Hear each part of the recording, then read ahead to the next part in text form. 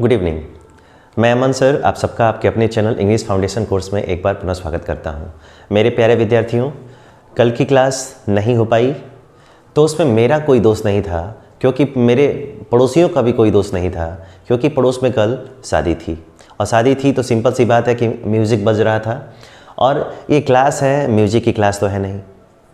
समझ रहे होंगे आप, बहुत ज़्यादा शोरगुल था, इस वजह से क्लास नहीं हो पाई। शादी का सीज़न चल रहा है, सब लोग डीजे बजाने में, डीजे वाले बाबू मेरा गाना तो बजा, ऐसे बजाने में बिजी हैं और लोग डांस करने में भी बिजी हैं।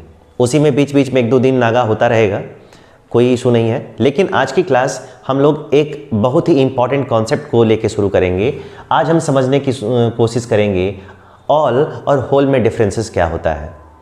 कभी भी मेरे प्यारे विद्यार्थियों, कभी भी अगर दो शब्दों की मीनिंग अगर सेम हो जाए, आपको लगे कि अगर दो मीनिंग है और दोनों का मीनिंग अगर सेम है तो उसमें बड़ा फ़र्क होता है, क्वेश्चन वहीं से पुटअप किए जाते हैं।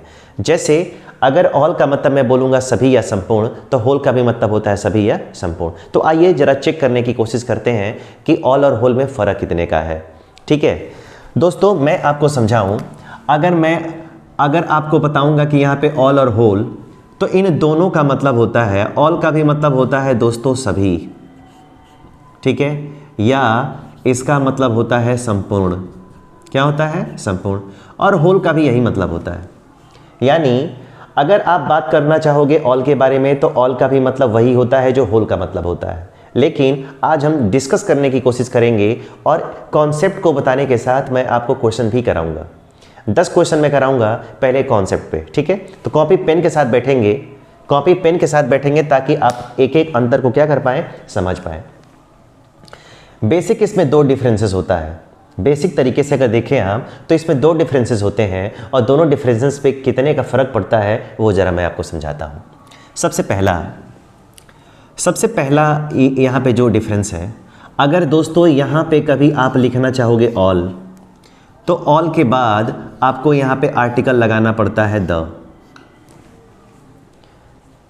ऑल के बाद यहाँ पे आर्टिकल द लगेगा, लेकिन ऑल के बाद द लगेगा, हर बार लगेगा, ऐसा कोई ज़रूरी नहीं है।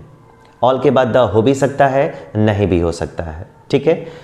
अगर कई बच्चे पूछेंगे कि सर फिर ऑल के बाद द लगाने और न लगाने से क्या सेंटेंस पे कोई फ़र्क पड़ेगा, तो दोस्तों फ़र्क तो पड़ता है। कोई भी चीज़ फालतू नहीं होती है, सेंटेंस में फ़र्क पड़ता है। और वो फ़र्क किस फॉर्म में पड़ता है तो मैं आपको बताऊँ। ऑल के बाद अगर द यहाँ पे लिखा हुआ है, दैट मीन्स सेंटेंस में जो भी आप नंबर की बात करोगे ना, वो नंबर निश्चित होगा, सर्टेन होगा। लेकिन अगर द को वहाँ से हटा देते हो ना, तो जो भी नंबर होगा, नंबर तो होगा बट डेफिनिट नहीं होगा। फिर से एक बार मैं आपको बताना चाहूँ कि ऑल के बाद अगर द आता है, इसका मतलब है कि जो भी नंबर है वो डेफिनिट है, वो निश्चित है, जितना भी है वो निश्चित है। लेकिन अगर ऑल के बाद अगर आर्टिकल द को हटा दो तो वहाँ पे नंबर होगा लेकिन डेफिनिट नहीं होगा। बस फ़र्क ये पड़ता है, अगर द होगा तो डेफिनिट है, नहीं होगा फिर डेफिनिट नहीं है। चलिए अब यहाँ पे बात करते हैं। पहला, अगर ऑल आएगा तो ऑल के बाद आपको द का यूज़ करना है। और अगर दोस्तों यहाँ पर पहले मैंने लिख दिया द और उसके बाद क्या लिखा मैंने, होल। अब ज़रा आप अंतर देख लें, क्लियर है एकदम, विज़न भी क्लियर होना चाहिए, कॉन्सेप्ट भी क्लियर होना चाहिए। तो एक एक करके जरा मैं आपको बताता हूँ। अगर ऑल आएगा तो आर्टिकल द का यूज़ ऑल के राइट हैंड में होगा, लेकिन अगर होल आएगा तो आर्टिकल द लेफ्ट में होगा। यानी पहले ही अगर फिलर्स दे दिया है और अगर द दे के दिया है, इसका मतलब आंसर आपका होल होगा। और अगर पहले फिलर्स दिया है, अगर राइट में अगर आर्टिकल दिया है, तो यानी आंसर क्या होगा आपका, होल होगा। सिंपल सा फंडा है। जितने भी मेरे प्यारे विद्यार्थी बाद में जुड़ रहे हैं, मैं उनको एक बार और बताना चाहूँगा जो कॉन्सेप्ट है ऑल और होल में अंतर। ऑल का भी मतलब सभी और संपूर्ण होता है, होल का भी मतलब सभी और संपूर्ण होता है। तो ज़रा मैं दो बेसिक फंडों पे बात करूँगा, क्योंकि दो ही फॉर्मूला है। पहला, अगर ऑल के बात करेंगे तो ऑल के बाद आर्टिकल द का प्रयोग होता है, और होल की बात करेंगे तो होल के पहले द का प्रयोग होता है, ठीक है। ये पहला डिफरेंस है, समझ में आएगा, देखने में समझ में आएगा। अब ज़रा हम दूसरे कॉन्सेप्ट की बात करते हैं कि दूसरा डिफरेंस क्या है। तो मैं होल का प्रयोग आप लोगों को बता दे रहा हूँ, जहाँ जहाँ पे होल का इस्तेमाल होगा। अगर जितना मैं लिखूँगा उसकी जगह पे, उतनी जगह पे होल का प्रयोग करेंगे, और जो मैं नहीं लिखूँगा इसका मतलब साफ है कि वहाँ पे आप ऑल का प्रयोग करेंगे, ठीक है। कैसे, ज़रा समझते हैं। सबसे पहले दोस्तों हम होल के बारे में बात करते हैं। दोस्तों सबसे पहले अगर मैं आपको बोलूं कि यहाँ पे लिखा गया है विलेज, क्या लिखा है? विलेज। जब भी आप विलेज की बात करोगे ना, किसका प्रयोग करेंगे आप? होल का। विलेज के बाद दोस्तों अगर आप यहाँ पे बात करते हो सिटी की, सिटी के बाद अगर आप यहाँ पे बात करते हो TOWN की, टाउन की, अगर आपको जब भी मौका मिलता है आप बात करते हो किसकी? STATE, स्टेट की। आपको जब भी बोला जाए कि यहाँ पे दोस्तों स्टेट कैपिटल्स हो, यानी राज्य हो तो राज्य की राजधानियाँ भी हो सकती हैं।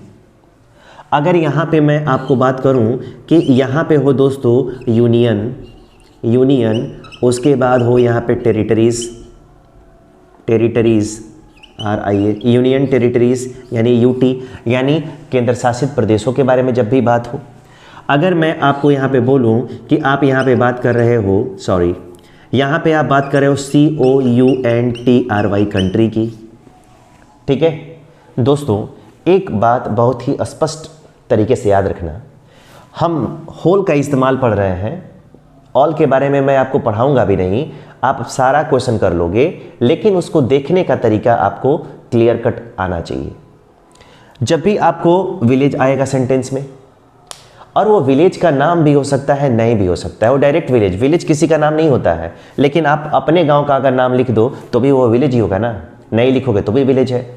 अगर विलेज हो तब, सिटी हो तब, टाउन हो तब, स्टेट हो तब, अगर स्टेट कैपिटल्स की बात करें तब, अगर यूनियन टेरिटरीज़ की बात करें तब, और अगर यहाँ पे कंट्री की बात करें तब। ख़त्म नहीं हुआ है अभी। अब यहाँ पे मैं बात करता हूँ, अगर यहाँ पे आ गया दोस्तों WORLD, वर्ल्ड, ठीक है। वर्ल्ड के बाद दोस्तों यहाँ पे हम बात करना चाहेंगे यूनिवर्स की, यानी कि ब्रह्मांड की। इसके बारे में बात करने के बाद हम ज़रा बात करेंगे गैलेक्सी की, गैलेक्सी का मतलब आकाशगंगा की। इसके बाद दोस्तों हम बात करेंगे कॉन्टिनेंट की। किसके बारे में बात करेंगे? कॉन्टिनेंट की। अगर ये भी हो गया तो इसके बाद दोस्तों हम बात करना चाहेंगे किसके बारे में? तो हम बात करना चाहेंगे दोस्तों FIELD, फील्ड की। किसके बारे में बात करेंगे? फील्ड की। फील्ड के बाद मैं दोस्तों बात करना चाहूँगा यहाँ पे ग्राउंड की, ठीक है।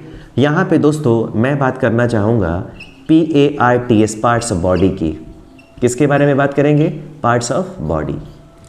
पार्ट्स ऑफ बॉडी यानी हमारे शरीर के जितने भी पार्ट्स हैं, जैसे हैंड है, नोज़ है, माउथ है, आई है, हेड, फोरहेड है, चिक है, लिप्स है, जितना भी पार्ट्स ऑफ बॉडी है। और इसी में क्रम में अगर आगे बढ़ेंगे तो यहाँ पे हम बात करते हैं स्टेडियम की। अब ज़रा एक पॉइंट आप लोग कायदे से याद रखने की कोशिश करिए। एक चीज़ आप लोग कायदे से याद रखने की कोशिश करिए कि इसमें जो भी लिखा गया है ना, जो भी मैंने लिखा है, इन सारे शब्दों का जो भी मैंने लिखा है, यहाँ पे दो चीज़ है। अगर यहाँ पे दोस्तों मैं बात करूँ कि यहाँ पे क्या होगा? नेम। अगर नाम रहेगा तो भी चलेगा, और अगर यहाँ पे अगर दोस्तों नेम नहीं रहेगा तो भी चलेगा। एक चीज़ और ध्यान देना है, अगर आप ऑल और होल में डिफरेंस को समझने की कोशिश कर रहे हैं तो एक चीज़ क्लियर कट आप याद रखें कि जब भी विलेज की, सिटी की, टाउन की, स्टेट की, स्टेट कैपिटल्स हो, यूनियन टेरिटरीज़ का मतलब केंद्र शासित प्रदेश हो जिसकी संख्या भारत में 8 है, उसके बाद कंट्री हो, कोई भी country, not India, including India, any country in this world, संसार का अगर कोई भी देश आता है, इस संसार का कोई भी गांव आएगा, संसार का कोई भी अगर शहर आएगा, संसार का कोई भी नगर आए, संसार का कोई भी अगर स्टेट या स्टेट कैपिटल हो, सबकी इस पे बात कर रहे हैं, केवल इंडिया की नहीं। वर्ल्ड हो, यूनिवर्स हो, गैलेक्सी हो, कॉन्टिनेंट का मतलब महाद्वीप, जैसे एशिया महाद्वीप हो गया, यूरोप महाद्वीप हो गया, अफ्रीका महाद्वीप हो गया, अमेरिका महाद्वीप हो गया, ठीक है, ऑस्ट्रेलिया हो गया। फील्ड की बात करो तब, ग्राउंड की बात करें तब, स्टेडियम की बात करें तब, या फिर पार्ट्स ऑफ बॉडी की बात करें तब। इनमें से अगर कोई एक अगर आएगा, इसका मतलब साफ है कि आपको हर जगह, इतने जगहों पे आपको होल का प्रयोग करना है, और इसके अलावा बाकी जो कुछ भी आएगा, इसके अलावा बाकी जो कुछ भी आएगा, उन बाकी जगहों पे आप किसका प्रयोग करेंगे? ऑल का इस्तेमाल करेंगे, ठीक है। मैं चाहूँगा कि थोड़ा यहाँ पे लिख दूँ ताकि आपको समझने में आसानी हो। ठीक है, मैं इनको लिख देता हूं,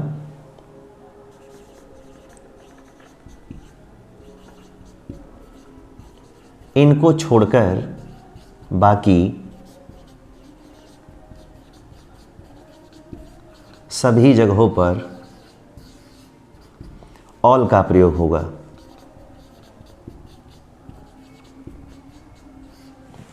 इनको छोड़ देंगे तो बाकी सभी जगहों पे आपको किसका प्रयोग करना है? बाकी सभी जगहों पे आपको ऑल का इस्तेमाल करना है। मैं चाहूँगा कि जितने भी मेरे विद्यार्थी देख रहे हैं वो सारे विद्यार्थीगण क्या करें, इसका स्क्रीनशॉट ले लें, या जितने लोग लिख रहे हैं उसको लिख लें, क्योंकि अब मैं क्वेश्चन की बात करूँगा।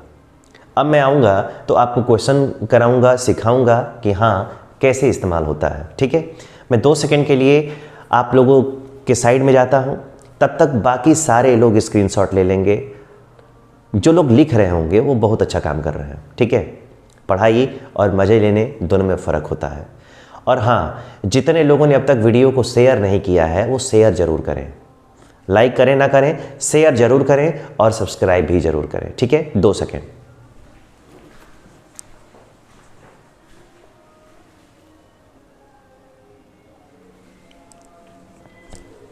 चलिए, उम्मीद है हो गया होगा।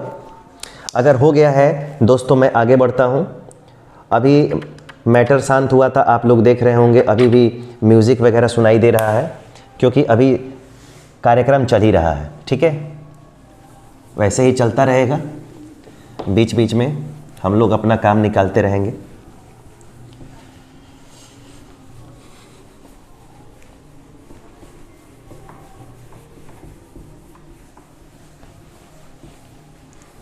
चलिए, अब ज़रा दोस्तों हम बढ़ते हैं अपने क्वेश्चन की तरफ। क्वेश्चन को सॉल्व करना बड़ा ज़रूरी है, क्योंकि वही आपको क्या देगा, वही आपको एक्सपीरियंस देगा। ठीक है, चलिए सबसे पहले यहाँ पे कौन सा काम करते हैं। आपके पास 2 ही कॉन्सेप्ट है, तो पहला क्वेश्चन मैं ले जा रहा हूँ। अगर यहाँ पे क्वेश्चन आ गया,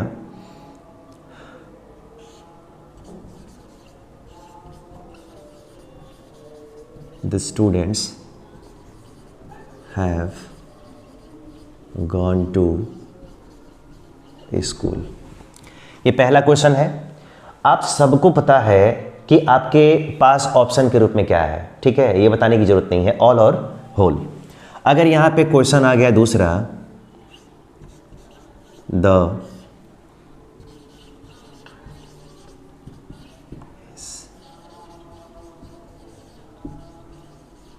ये दूसरा क्वेश्चन है। यहां पे तीसरे क्वेश्चन की बात करते हैं,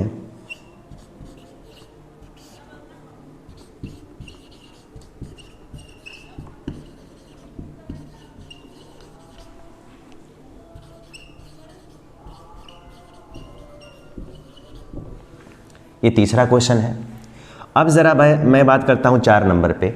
आप जितने भी लोग हैं लाइव चैट में, मैं देख सकता हूँ कि आप लोगों का आंसर क्या रहा है। बहुत सारे बच्चे हैं जो आंसर रेगुलर कर रहे हैं। भगवान उनकी इस बुद्धि को कायम रखें, उनको और आगे बढ़ाएं, और जो वो ज़िंदगी में चाहते हैं वो उनको मिले, मेरी ये भगवान से गुजारिश होगी। ठीक है, आप लोग कमेंट करके ज़रूर बताएं कि हाँ इसका आंसर क्या होगा। आप लोग फिल करते रहिए। ठीक है, 4 नंबर जो क्वेश्चन है यहाँ पे दोस्तों, मैं यहाँ पे देता हूँ द, उसके बाद आ गया BOYS, बॉयज़ आर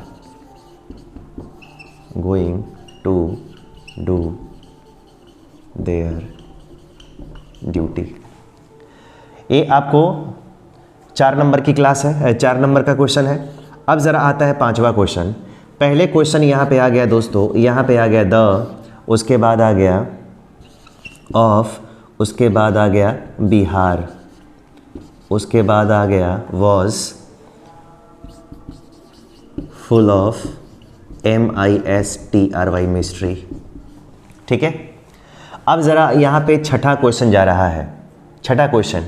उसके बाद यहाँ पे छठा क्वेश्चन मैं दे रहा हूँ, यहाँ पे आ गया, उसके बाद आ गया दोस्तों universe was made by LORD Lord, उसके बाद आ गया दोस्तों ब्रह्मा। ठीक है, अब ज़रा क्वेश्चन नंबर बात करते हैं 7 की। अगर दोस्तों यहाँ पे पहले ही मैंने लिख दिया द, उसके बाद आ गया क्रिमिनल्स, क्या आ गया, क्रिमिनल्स, उसके बाद आ गया हैव, उसके बाद आ गया बीन, उसके बाद आ गया सेंट टू JAIL जेल। दोस्तों ये आपके सामने कुछ क्वेश्चंस लिखे हुए हैं। मैं चाहूँगा एक क्वेश्चन और मैं आपको दूं, एक क्वेश्चन और दूं ताकि आप उसको क्या कर पाएँ, ताकि आप उसको पूरा कर पाएँ, उसको सही तरीके से कर पाएँ। अब ज़रा यहाँ पे मैं क्वेश्चन जो दे रहा हूँ उसको ज़रा ध्यान से समझिए। यहाँ पे आ गया यहाँ पे आ गया, उसके बाद आ गया STADI stadium was full of PEOPLI people।